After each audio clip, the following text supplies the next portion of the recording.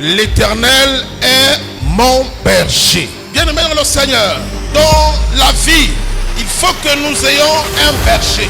Et tout homme dans la vie a toujours besoin des hommes et des femmes qui parfois quittent leur part. Alléluia. Amen. La question se pose ce matin, frères et sœurs. À qui tu as confié ta vie? Qui est en train de conduire ta vie?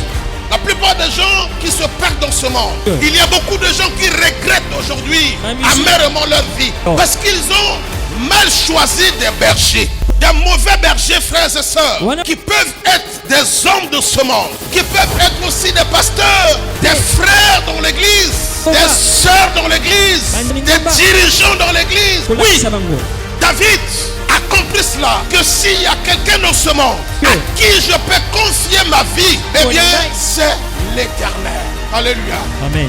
C'est pourquoi il dit, l'Éternel est mon berger et je ne manquerai de rien. On peut donc se poser la question de savoir pourquoi est-ce que David, eh bien, décide que sa vie soit sous la direction de l'Éternel qui est son berger. Oui, frères et sœurs, il nous appartient de laisser notre vie sous la conduite du bon berger qui est l'Éternel. Il y a donc deux raisons fondamentales qui justifient pourquoi est-ce que David appelle l'Éternel mon berger. La première raison, frères et sœurs, oui, le bon berger assure notre protection. David avait besoin d'une protection. Il avait besoin d'être protégé par l'Éternel. Oui, frères et sœurs, le bon berger est celui qui assure notre protection. Écoute ce qu'il dit dans le verset 3 jusqu'au verset 4. Il restaure mon âme.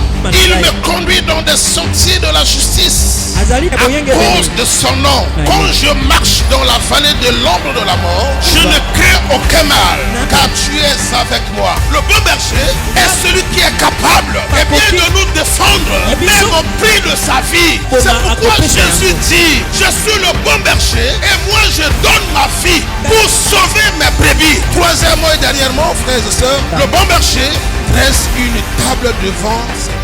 Oh, frères et sœurs, la table du Seigneur, c'est le lieu où la gloire de Dieu se manifeste. Dresser la table, frères et sœurs, c'est aussi la communion avec Dieu. Dresser la table, c'est aussi partager avec Dieu le même repas. Jésus est seulement le bon berger. Parce qu'il nous connaît. Je connais mes brebis. Et mes brebis me connaissent. Est-ce que tu connais Jésus? Connais-tu ton Dieu? Mes brebis me connaissent. Et moi aussi je les connais. C'est pourquoi elles me suivent. Alors suivons Jésus, mes frères et sœurs.